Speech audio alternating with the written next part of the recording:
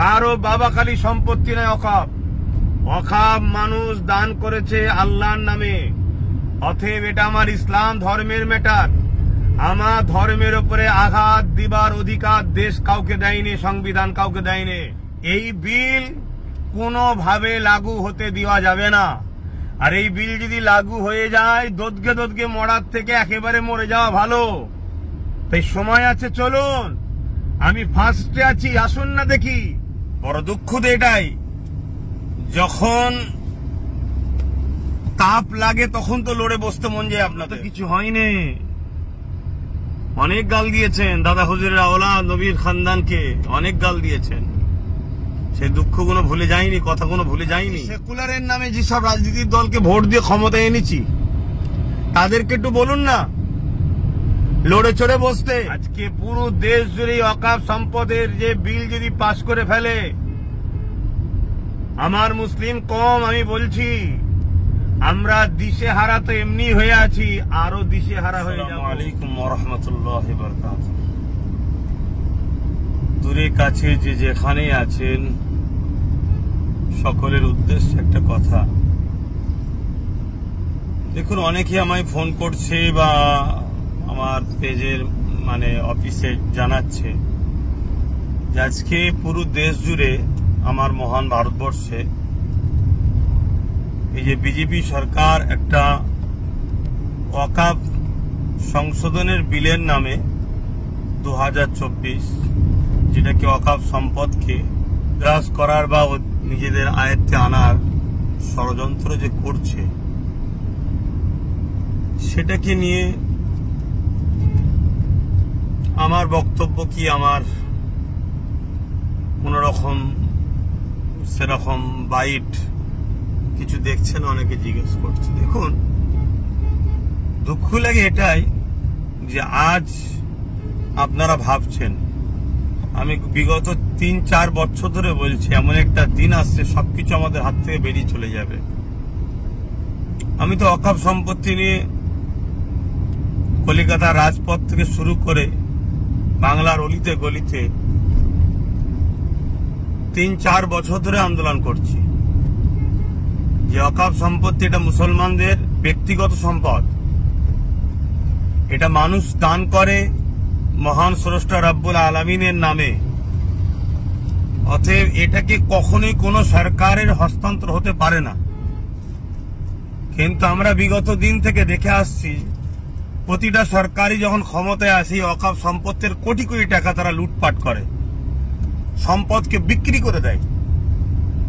তার বিরুদ্ধেও তো আন্দোলন করে আসছি। তাই আমি বারবার বলেছিলাম যে আসুন, ঐক্যবদ্ধ হন, সংগঠিত হন, নিজেদের সম্পদ নিজেরা দখল করুন, নিজেদের ধর্মীয় এটা বিষয় নিজেরা রাখুন, নিজেরা পরিচালনা করুন, নিজেরা এর তত্ত্বাবধান করুন।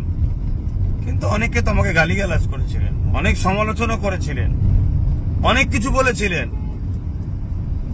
হ্যাঁ, আজকে আমার বাইট দেখতে পাচ্ছেন না, কিন্তু লক্ষ লক্ষ মানুষের কাছে আমার সংগঠনের মাধ্যম দিয়ে তাদেরকে এই যে আজকে 2024 ওয়াকফ সংশোধনীয় বিলের নামে বিজেপি সরকার যে সংবিধান বিরোধী যে বিল পাস করার জন্য ঘৃণা চক্রান্ত করছে, তার বিরুদ্ধে ফুরফুরা আহলে সুন্নাত ওয়াল জামাতের লক্ষ লক্ষ যুবকরা, বাপেরা মায়েদের দ্বারা আমরা বাড়ি বাড়ি গিয়ে আমাদের সংগঠনের মাধ্যম দিয়ে ওই স্ক্যান করে, যেটা মুসলিম পার্সোনাল ল বোর্ড চেয়েছে, পাটাবাদ যে ব্যবস্থা করতে বলেছে, সে কাজ অলরেডি আমাদের চলছে।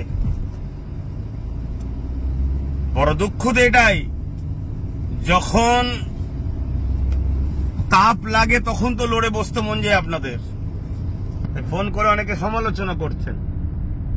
হ্যাঁ, দেখুন, 3 বছর কম বেশি আগে থেকে আমি বলে আসছি, যেমন একটা দিন আসছে দিশে হারা হয়ে যাবেন, চোখের পানি নয় খুন বেরোবে। এখনো তো কিছু হয়নি। অনেক গাল দিয়েছেন দাদা হুজুরের আওলাদ নবীর খানদানকে, অনেক গাল দিয়েছেন।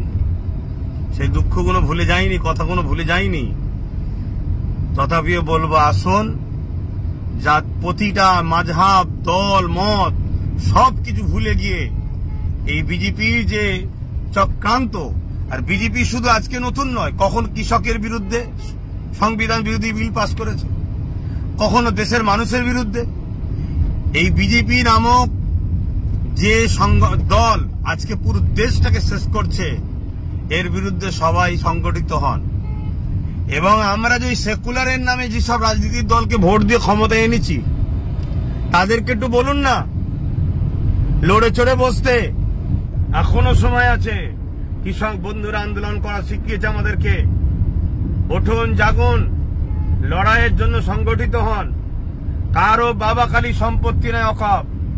অকাপ মানুষ দান করেছে আল্লাহর নামে। অতএব এটা আমার ইসলাম ধর্মের ম্যাটার। আমার ধর্মের উপরে আঘাত দিবার অধিকার দেশ কাউকে দেয়নি, সংবিধান কাউকে দেয়নি। সে যে পদেই বসে থাকতে পারে, সে যদি তার পদকে ভুল রাস্তায় পরিচালনা করে, তাহলে আমাদেরকেও সংবিধানকে সামনে রেখে গণতান্ত্রিক প্রক্রিয়ায় তাকে জাগানো দরকার, যেভাবে কৃষক বন্ধুরা জাগিয়েছে। তাই সংগঠিত হন, আসুন, এগিয়ে চলুন।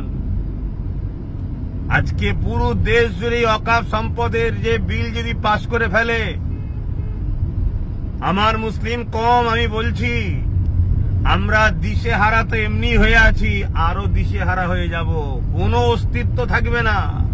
আমি বলেছিলাম মসজিদে যাবেন, AK-47 দাঁড়িয়ে থাকবে, লাঠিলে দাঁড়িয়ে থাকবে। সেটা করতে চাইছে মসজিদ কমিটি, মাদ্রাসা কমিটি, বিভিন্ন কমিটিতে, কবরস্থান কমিটি, সব কমিটির মধ্যে সরকার তার আমলাকে নিযুক্ত করবে, সম্পদকে হস্তক্ষেপ করবে, তাদের আইনকে প্রয়োগ করাবে। আপনার ধর্মীয় স্বাধীনতা শেষ হয়ে যাবে। এই যে অত্যাচার, এতে মুসলিম অস্তিত্ব তথা ইসলামকে মিটাবার একটা ঘৃণার চক্রান্ত বিজেপি সরকার নিচ্ছে। এই বিল কোনোভাবে লাগু হতে দেওয়া যাবে না। আর এই বিল যদি লাগু হয়ে যায়, দোদকে দোদকে মরার থেকে একেবারে মরে যাওয়া ভালো। তাই সময় আছে, চলুন। আমি ফার্স্টে আছি, আসুন না দেখি।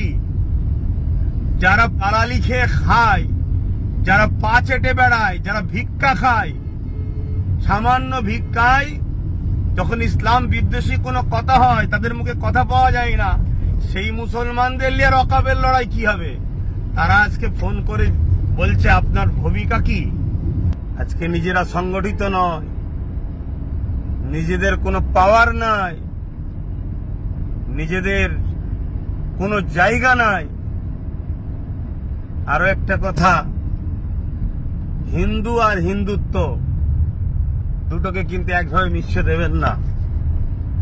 আমার ক্ষুদ্র জ্ঞানে হিন্দু শান্তি, ভ্রাতৃত্ব, ঐক্যের কথা বলে। হাজার হাজার বছর ধরে এদেশে মুসলিম হিন্দুর ভ্রাতৃত্ব ইতিহাসে আসছে। কিন্তু আজকে হিন্দুত্ব, হিন্দুর সাইনবোর্ড দিয়ে হিন্দুত্বের যে আজকে ষড়যন্ত্র, দেশকে ধ্বংস করার যে ষড়যন্ত্র, সংবিধানকে মিটিয়ে দেবার যে ষড়যন্ত্র, সেই দিকে দেশকে নিয়ে যাচ্ছে। তাই ইসলামের ঐতিহ্য, 400-500 বছরের ওয়াকফ স্টেট, ওয়াকফ সম্পত্তির মসজিদ যা আছে, সেগুলোকে বিরান যদি না করা যায়, তাহলে এটা একটা কিন্তু আপনার আমার জন্য একটা প্রমাণ দিচ্ছে যে এই দেশে হাজার হাজার বছর ধরে আমাদেরও পূর্বপুরুষরা চলে আসছে। তাই এই স্মৃতিগুলোকে মিটাতে হবে। মিটানোর জন্যই আজকে এই ওয়াকফ সংশোধনী বিলের নামে ওয়াকফ সম্পদকে হস্তক্ষেপ করার, নিজেদের দখলে নিবার একটা ষড়যন্ত্র বিজেপি গভর্নমেন্ট করতে চাইছে।